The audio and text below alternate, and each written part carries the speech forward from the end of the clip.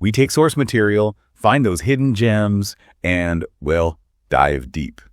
Today we're looking at some excerpts from Master American English Conversations and Pronunciation. Furrow. Our mission. It's really to unpack some of those common everyday English mix-ups, Find those surprising nuances, maybe some practical phrases that just make understanding things easier. You might have a few aha moments today. Sometimes it's the smallest words that trip you up the most. So let's jump right in. First up, a real classic, do versus make. Mm-hmm. Well, our sources have someone asking, what's that amazing smell? I'm doing dinner. Which sounds a little off, right? Yeah, it does sound a bit off to a native speaker. It's a super common mess-up, though. And what's interesting is the logic behind it, which the source clarifies pretty well. Basically, you do tasks, chores, general activities, things that sort of already exist as concepts, but you make things. You create something new, like a meal. So you'd always make breakfast, make lunch, make dinner. You're actually creating it. Okay, right. That clicks. So creating something, make, which means you wouldn't do dinner, but you absolutely would do the laundry or do the dishes. Exactly. Or do the shopping. Those are all tasks, activities. Yeah, the sources give that example. While I do all those things, you do your exercise, do game night. Those are activities. Precisely. And if you're striking a deal about chores, like in the source material, it's you do the cleaning and I'll make dinner. See, task versus creation. Got it. Understanding that really helps avoid those little kind of awkward stumbles in conversation. Definitely makes you sound more natural. It's about the intention, really. Okay, that clears that one up nicely. Yeah. Now, speaking of words causing confusion, let's talk date versus appointment. This scenario from the source is great. Someone says, I've got a date. And when they're asked with who, the answer is with a doctor. Oh, yeah. This one's all about context, isn't it? In English, date just screams romance, almost always. So if you're seeing a doctor or a dentist or, any professional, the word you need is appointment. It signals something serious, professional, not casual or romantic. The source puts it bluntly. A date is romantic, an appointment is serious business. Okay, so lesson learned. Definitely call ahead to check if they're free for an appointment. You really don't want to show up at the clinic asking the doctor for a date. Definitely not. You'd get some strange looks. Yeah, it just shows how one little word sets up completely different expectations, social dynamics even. Totally. Words carry weight. Okay, let's shift gears a bit. Imagine this. Someone's really upset, asking, please help me find Tom. Jerry is in my kitchen. Huh. Yeah, this is a brilliant example of literal versus figurative language, or maybe cultural context. Right, they're not actually looking for the cartoon cat. No, they're upset because there's a mouse, stereotypically called Jerry, right, in the kitchen. Yeah. And they want a cat Tom to, solve the mouse problem. It's based on the cartoon, but used metaphorically here. Exactly. And then the person helping them reacts by saying, you look like you've seen a ghost. Perfect. Another idiom. Which, again, you don't take literally. It just means the person looks pale, shocked, scared. Precisely. These idioms, like seen a ghost, they're cultural shortcuts. Shared understanding. It's not just about knowing the words seen and ghost. It's about knowing the phrase and what it represents in the culture. So understanding these nuances is key to getting the real meaning, the emotion behind it all. Absolutely critical. Otherwise, you miss a lot. That Tom and Jerry thing is such a clear example. Okay, what about things that sound similar? Our sources have this really memorable kind of, moment. Someone brings new perfume and their friend says, oh, you can taste it. Oh boy, yes. This highlights taste versus test. They sound so similar, especially spoken quickly. Right, almost identical. But the meanings are worlds apart, and the source shows that confusion perfectly. The person asks, why would I want to taste it? Understandably. And then the friend says, just spray a little to taste it. Leading to the inevitable. Yep. Spraying perfume in the mouth. Ugh. And the correction comes, it's test, not taste, followed by that classic, whoops, my bad. Huh. Yeah, my bad is perfect there. It's funny, but it's also a sharp reminder about, phonetic precision, paying attention to those small sound differences. It really is. How often do we maybe mishear things like that? Probably more often than we realize. It just shows that clarity in pronunciation and vocabulary choice can save you from, tasting perfume. A lesson learned the hard way, maybe. Okay. So that precision matters. Let's take that idea to the airport.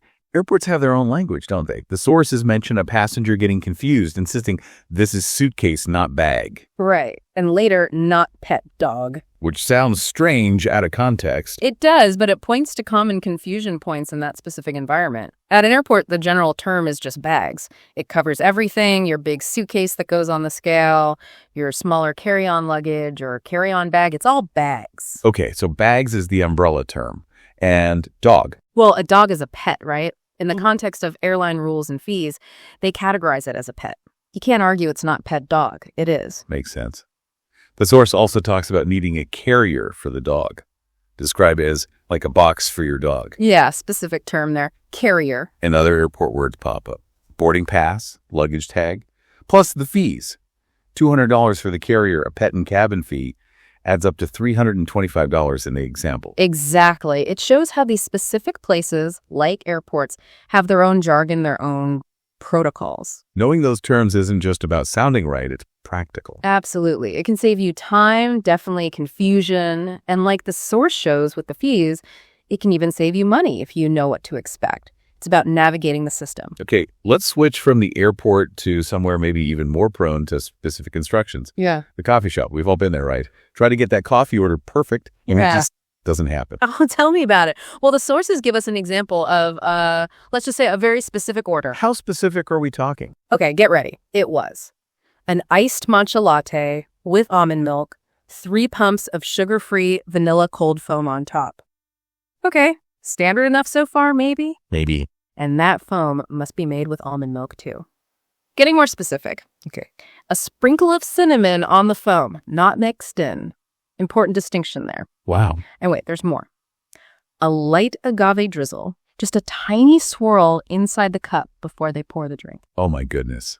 That is incredibly detailed. Like every single step matters. Exactly. And it really highlights how precise you sometimes need to be. Think about all those little words: on, in, before, with. Prepositions and modifiers doing heavy lifting there. Totally. They're not just fluff. They change the entire instruction. Right. The not mixed in is just as critical as what is included. And the source mentions the person saying fingers crossed, hoping it'll be right this time.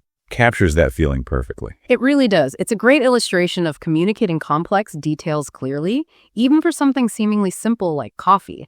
Clarity is key. No kidding. Okay, we've hit some big areas of confusion. But the sources also had lots of other sort of smaller everyday examples too, right? Oh, yeah. Tons of little nuggets. We could do a quick run through of a few. Let's do it. Quick hits. Okay. There was the memorable story of realizing you're lactose intolerant. Ah, yes. After eating amazing cookies and then consequences. Right. Spending an hour in the restroom. A very vivid way to learn new vocabulary, maybe. Definitely memorable. What else? There was that polite awkwardness. Feeling awkward when someone compliments your cooking? Oh, right. Downplaying it. That feels like a cultural thing sometimes, that kind of humility. It often is, yeah. Then practical stuff. A broken washing machine. Leading to needing dry cleaning service. Which, as the source notes, usually takes 24 to 48 hours. Just practical, everyday, problem-solving language. True. What about, like, personal habits? Yeah, talking about sleep, being wiped out, meaning really tired. Or if you're a night owl, someone stays up late. And the advice that often comes with it: manage your time better, build a good habit, common conversations people have. Simple stuff too, right? Like vacation plans? Just asking clearly, how long are you going to stay there? Straightforward request for duration. And basic politeness, like offering help. May help you if someone drops their groceries. Very standard polite offer. Or asking for help in a store. Can you show me where I can find toothpaste? Just basic functional requests. Exactly. All these little bits, finding a pencil, choosing dessert, they all add up. They really do. They're the threads that make up the fabric of daily chat. The building blocks. Oh. Wow. Okay, what a tour through some of the twists and turns of everyday American English, from do and make, which seems simple but isn't always, to the huge difference between a date and an appointment. Yeah. We've really pulled apart some useful insights from these sources. We really have. And I think if there's one big takeaway, it's just how layered language is. It's so full of context, subtle differences, understanding these common mix-ups, these specific phrases, even the unspoken rules. That's what takes your communication up a level. It's not just knowing words. Right. So thinking about that, what does this all mean for you listening right now? Well, I think it means that becoming truly fluent truly well-informed in English or any language, it's not just about hitting the vocabulary list hard. It's about getting a feel for the language, its spirit, Right. recognizing those hidden meanings. So maybe the next time you hear a phrase you think you know, or use a simple word, pause for a second. Ask yourself, is there something else going on here, a nuance hiding just below the surface, waiting for you to take a deep dive?